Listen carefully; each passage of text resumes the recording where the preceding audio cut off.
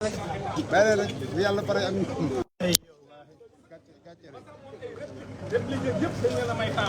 gàcce rek gàcce rek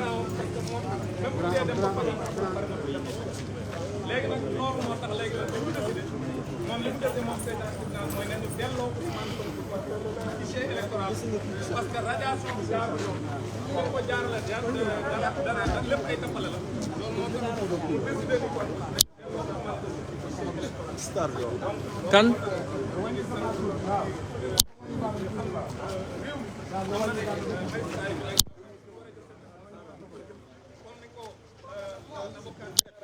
may souvenir bien sûr doo ko ba pare. oui Diallo ça va bien ça va alhamdulilah jërëjëf voilà jëlal li bëri kii star une minute rek. soo mënee jël vidéo bu gàtt sax.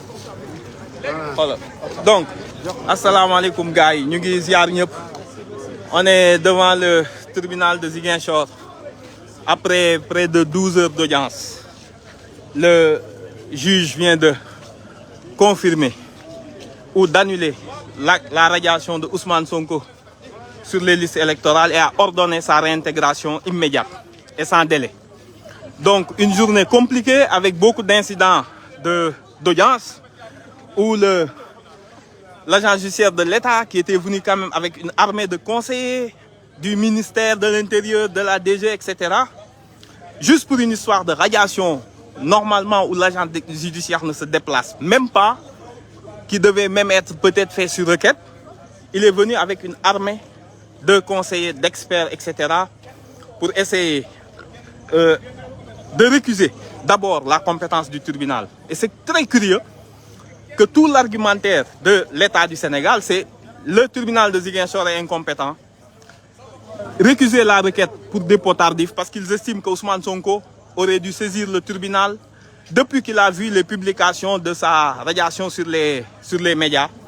Et enfin, dire que la contumace continue parce que Ousmane Sonko n'a pas été arrêté dans le cadre de la condamnation pour corruption de la jeunesse. Donc une journée terrible où on a vu toutes sortes de pressions psychologiques, le tweet de Madiambal Diagne sur lequel s'est appuyé l'agent judiciaire pour demander la récusation du juge, d'abord de façon orale, après il l'a nié. Avant même que le juge ne rende le verdict, l'agent judiciaire se pointe et nous dit que finalement, il vient de saisir la cour d'appel d'une demande en récusation officielle, mais sans respecter les procédures encore une fois. Tout ça pour faire de la guerre psychologique et influencer le verdict. Le juge a tenu bon.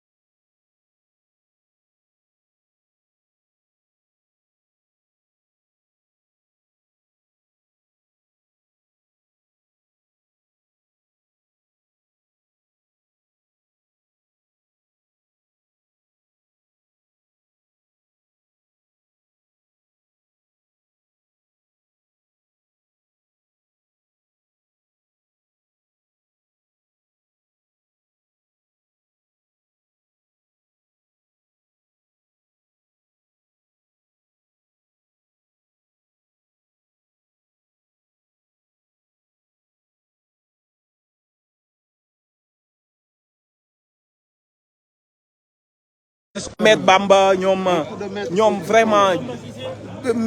Maître Khoureychi Ba ñoom ñëpp quoi ñoom ñëpp vraiment qui ont tenu. Donc militants yi déglu leen parti bi ak Ousmane Sonko ñi état bi yabal pour ñu nekk fi di leen poser ay débat wu plan B naan plan B bi diw moo ma gënal diw dindi leen enlever leen bu leen déglu refuser ñu leen di poser question yooyu ci panel yeeg fépp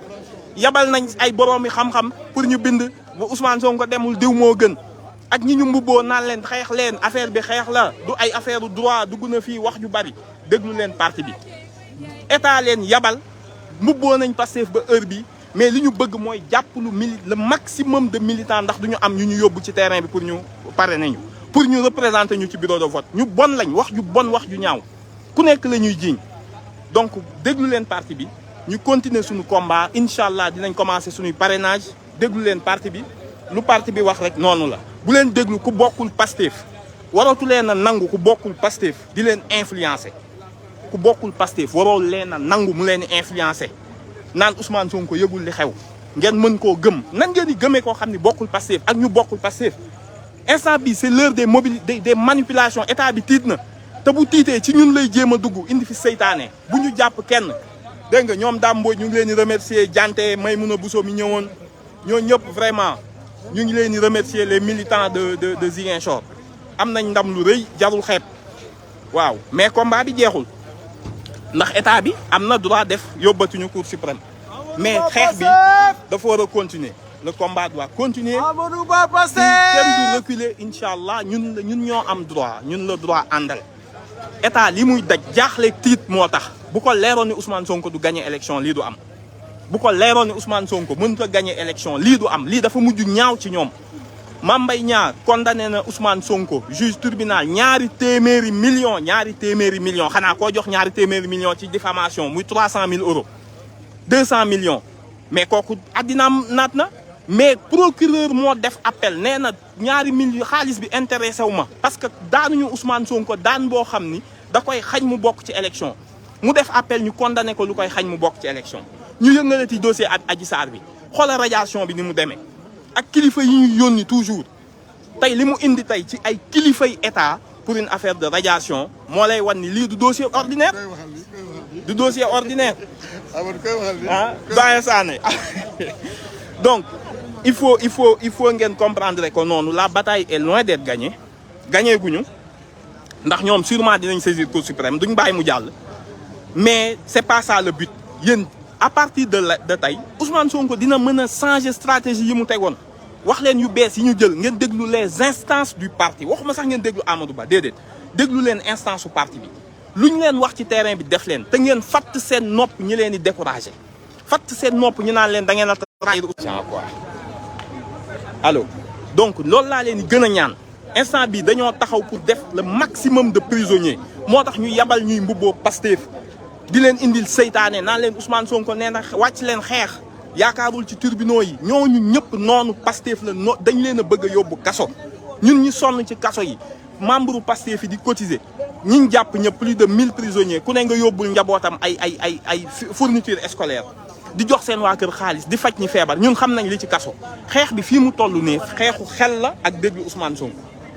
xeex bi xel la ak déglu Ousmane Sonko def leen loolu moytu leen maa ngi leen di avertir parce que damaa xam lii ñëw ci kanam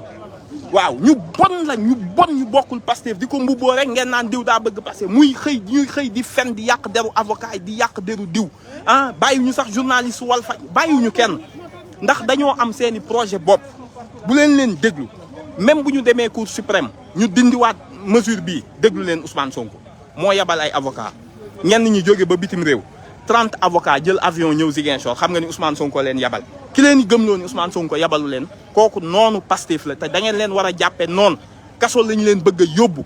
bu leen bokk ci groupe yi ñuy créer naan leen nañ leen xeex affaire bi xeex la dugg na fii Amadou Ba da leen di nelaw loo pour ngeen bañ a xeex te moom du mës a xeex ñoom ñi ànd ak moom duñ mës a xeex musoo leen koo gis fu mu ñamee kaso musoo leen a gis fu ñu xeexee musoo leen a gis fu ñu yoree xeer naan nit ñi xeex leen pour yàqal leen moo tax man looloo ma gën a amal njëriñ bugguma victoire yi neex na mais man kenn bokk Pastef tëdd kaso ci lu ko jarul moom laay bañ te lim leen di bëgg a dugal mooy loolu nguur gi yónni na ñi mu mënoon ñëpp pour ñu infiltrer Pastef lànk leen ngeen déglu président Ousmane Sonko yii benn ndam bu njëkk la rek incha allah yeneen mu ngi ñëw ndax nguur gi amul problème ak Ousmane Sonko ku bokk Pastef la amal problème xeex bu metti la ñu woo mais incha allah dinañ gagné mobilisation waa Ziguinchor exceptionnelle